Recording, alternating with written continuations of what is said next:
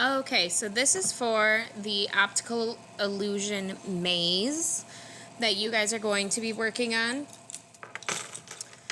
So the first step is, if you look at my example on Google Classroom, or if it's pinned to the board, I have those orange blob shapes. Those are the top of our maze. So what you're kind of looking at here is it kind of looks like you can't see the floor of the maze where people would actually be walking through, but you can actually only see the tops. And of course the edges. So you need to start by just making some blobs all on your paper, and they can hang off the edge like this. You want them to all kind of go the long way. So don't make a blob like this, okay? You want them long. Then I'll probably just do one more like that. Maybe a tiny baby one right here, because it's pretty empty in my bottom corner. So you can pause this video and you can make your blobs.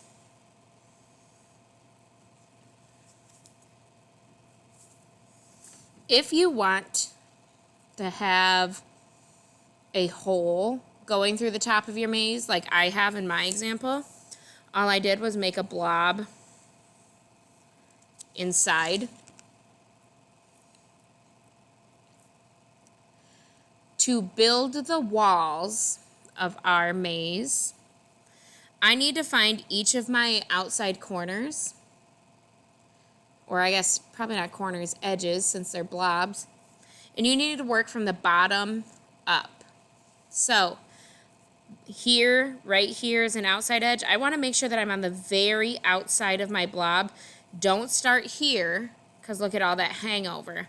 You want right on the edge. So I'm going to make a line here. And now can we see that that's kind of making like a 3D shape here? I have an extra outside corner here. Now the reason that we don't want to start at the top is because our blobs and the edges of our maze kind of start to run into each other. So I have an outside edge here that I'm just going to draw straight down. And I'm going to draw straight down from here. I'll talk about the inside here in just a moment. But I'm just going to keep going. So this one's the next one up. He falls right in between there. But this is what I'm talking about right here. So that's going to run in to my blob. So I'm just going to stop it, because this tower piece blocks this, okay?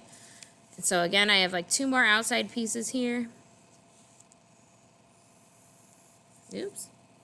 And you can grab a ruler if you can't make straight lines. So you can pause the video and make all of your lines going straight down to turn these blobs into more like towers or walls of our maze.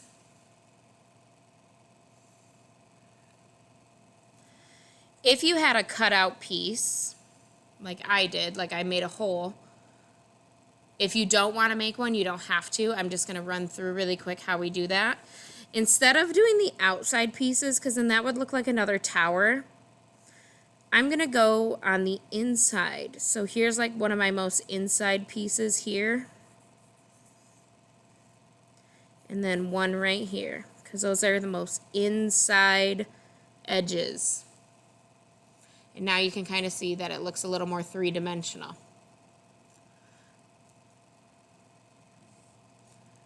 Once you get this part done, you're going to start on your stripes.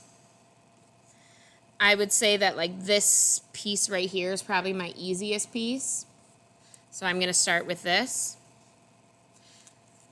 Your stripes need to follow whatever curve the very top of your blob, your tower, your maze, whatever you want to call it, it needs to follow that line. So what I mean is, instead of going like straight across, I'm going to take my pencil, and I'm trying to keep the same distance all the way through my stripe here. Keep the same distance. And you're just going to slowly and carefully draw all of your stripes. Teachers, please excuse interruption. Rocket, football. Okay, so, sorry about that. Once I get to here, this part's easy, because all I do is draw my stripe until it runs into my section there. A piece like this, where it like wraps around, and it's not just like a flat edge, like this one would be really easy too.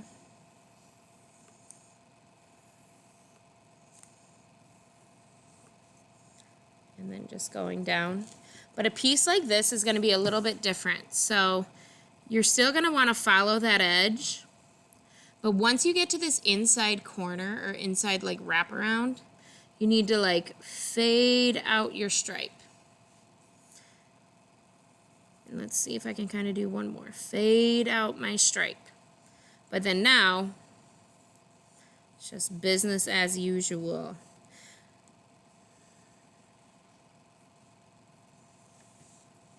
This one down here, oops, I don't have any stripes except for maybe like right here. I'll just split this piece in half. And then of course this guy. One thing, it's not super important, but I think it looks neater, is to not line up all of your stripes. So you can see that I kind of like avoided these stripes here by just starting my stripe in the middle of them.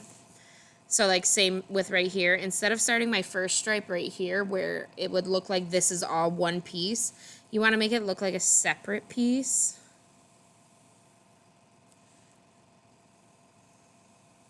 And again, you really want to try to make sure that your stripes are all the same width, the same length apart.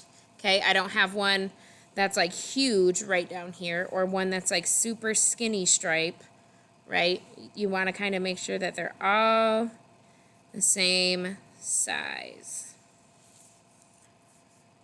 For the inside pieces, you would do the same exact thing, except it's slightly different just because you have to follow these stripes now, or these like edges that kind of pop in. So they kind of go the opposite way. And then something like this again is where you would fade out your stripe. I'm going to fade out, fade out. So then you can see that it kind of looks like they're on the inside there. So finish up your stripes and then I'll see you for the next step.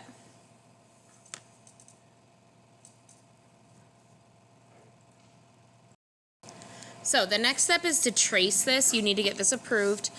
And then you are going to trace this onto drawing paper. Once that is done, you can start coloring. So I wanted my stripes just to be black and white just because it's easier for like shading purposes. And then I just grabbed a pink for my pink tops here. So I think it looks best if all of your tops or all of your stripes are the same color. Your tops could be different colors, so I could do like pink, blue, purple, yellow, red, up to you. But I'm going to just kind of quickly, yours is going to look much nicer than mine, quickly color in the top of my maze here. And so you can pause the video and also color in, just using markers from the back shelf, color in the tops of your maze. Okay, so I'm not going to color all of my mazes for just the sake of the video. So I said my stripes are going to be black and white. So now, again, I don't really care what color you make your stripes. I would just recommend coloring them all the same. So if you start with black and white, I would probably continue on. I have had students that like try to make them different and it just kind of loses the illusion because then there's so much happening. And part of an optical illusion is the neatness of the coloring. So if you have a lot going on and a lot of different colors or sloppy coloring, your illusion kind of loses. If you're somebody like me and your marker's running out, please go grab a new one. Don't sit there and try to like color really with a really bad marker. It's not going to work. So I'm going to color all of my, I grabbed like 2 really bad markers here. I'm going to color all of my stripes for this tower, and I will be back, and you can do the same with your first tower and then unpause the video.